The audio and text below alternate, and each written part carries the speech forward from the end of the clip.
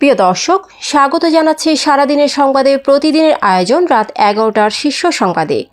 সারা বিশ্বের গুরুত্বপূর্ণ সব সংবাদের শিরোনাম জেনে নিন শুরুতেই। বাংলাদেশ নিয়ে নিউ ইয়র্ক টাইমসের প্রতিবেদন মিসলিডিং। সেভেন সিস্টার্স নিয়ে কি বলেছেন ডক্টর ইউনূস, ভারতে তোলপাড় কেন? মিয়ানমারে ভূমিকম্পে প্রাণহানি ছাড়ালো 2700, জরুরি সহায়তার আকুলতা।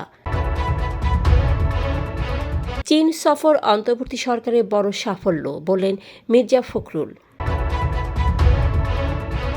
থানায় জিডি করলেন ভোক্তা অধিকারের আলোচিত কর্মকর্তা জব্বার মণ্ডল।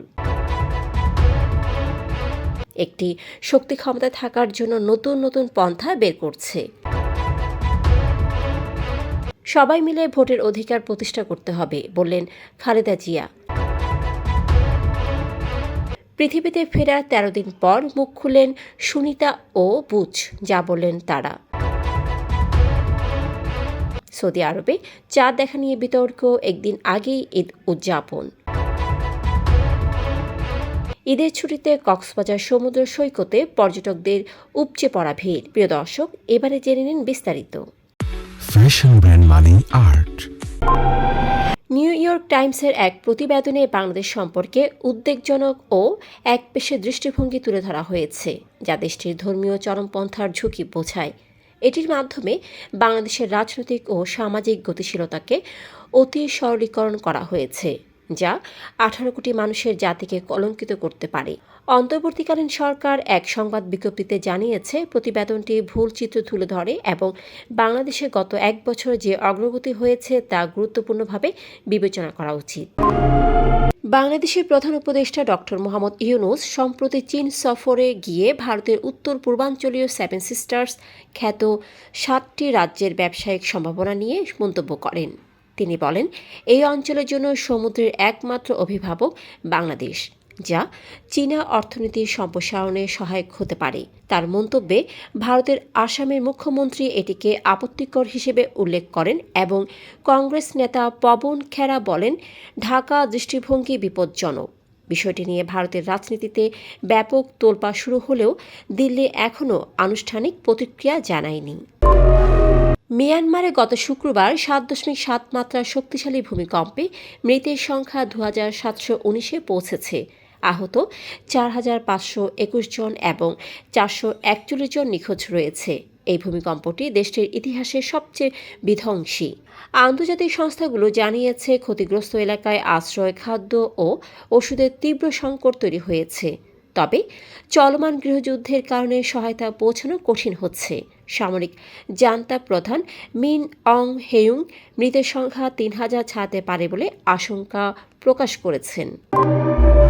বিএনপি মহাসচিব মির্জা ফখরুল ইসলাম আলমগীর বলেছেন, চীন সফর অন্তর্বর্তী সরকারের ইতিবাচক ও বড় একটি সাফল্য। এর আগে আওয়ামী লীগ সরকারের আমলে একতরফাভাবে চীনের একটি দলের সঙ্গে সম্পর্ক গড়ে উঠেছিল। তবে সরকারের পরিবর্তনের সঙ্গে সঙ্গে চীন তাদের কৌশল বদলেছে এবং সব রাজনৈতিক দলের সঙ্গে আলোচনা করছে। মঙ্গলবার বিকেলে ঠাকুরগাঁও শহরের তাঁতিপাড়া মহল্লায় তার পৈতৃক বাসভবনে ঈদ পরবর্তী শুভেচ্ছা বিনিময় অনুষ্ঠানে সাংবাদিকদের সঙ্গে আলাপকালে তিনি এসব কথা বলেন। জাতীয় ভোক্তা অধিকার সংরক্ষণ অধিদপ্তরের ঢাকা অঞ্চলের পরিচালক মোহাম্মদ আব্দুল জব্বার মণ্ডল ভুয়া ফেসবুক অ্যাকাউন্ট ও পেজ খোলার অভিযোগে থানায় জিডি করেছেন। তিনি সোমবার রাজধানীর একটি থানায় জিডি করেন এবং বিষয়টি নিজের ব্যক্তিগত ফেসবুক অ্যাকাউন্টে পোস্টের মাধ্যমে জানিয়ে ভুয়া অ্যাকাউন্ট ও পেজগুলোর স্ক্রিনশট দিয়ে সবাইকে সতর্ক থাকতে অনুরোধ করেছেন। বিএনপি স্থায়ী কমিটির সদস্য আমির খসরু মাহমুদ চৌধুরী বলেছেন, একটি শক্তি ক্ষমতায় থাকার জন্য নতুন নতুন পন্থা বের করছে, কিন্তু ফ্যাসিস্টরা দাঁড়াতে পারেনি।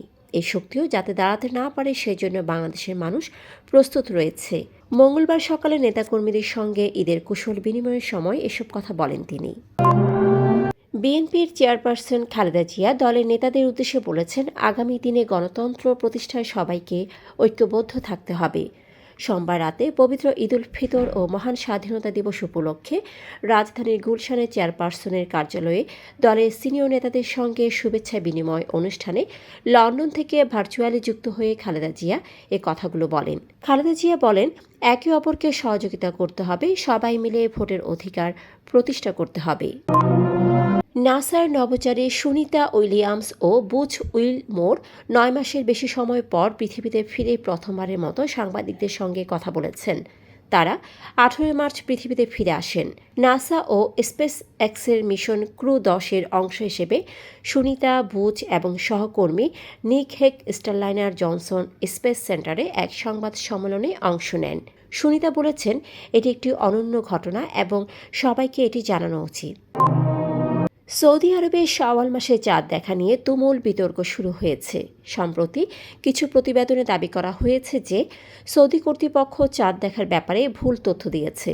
এতে ঈদ উল ফিতর একদিন আগে পালন করা হয়েছে। এই ঘটনায় দেশটির জনগণের মধ্যে কাফফারা দেওয়ার প্রস্তাবও উঠেছে। তবে এ বিষয়ে সৌদি কর্তৃপক্ষ এখনও কোনো আনুষ্ঠানিক বক্তব্য দেয়নি। ঈদ উল ফিতরের ছুটিতে কক্সবাজার সমুদ্র সৈকতে পর্যটকদের ভিড়। মঙ্গলবার সকাল থেকে হাজার হাজার মানুষ বাস, ট্রেন ও বিমান যোগে কক্সবাজারে আসছেন। সৈকতের কলাতলি থেকে লাবণী পয়েন্ট পর্যন্ত 5 কিলোমিটার এলাকায় 70 থেকে 80 হাজার মানুষ জড়ো হন, আর 50 হাজারের বেশি মানুষ সমুদ্রে গোসল করতে নামেন। দর্শক, এতক্ষণ আমাদের সাথে থাকার জন্য ধন্যবাদ। প্রতি মুহূর্তে দেশ বিদেশের গুরুত্বপূর্ণ সব সংবাদ জানতে ভিজিট করুন www.সারাদিনেরসংবাদ.com ও চোখ রাখুন সারাদিনের সংবাদের অফিসিয়াল ফেসবুক পেজে। Fashion brand money art. Men's, ladies and kids wear art. Be smart.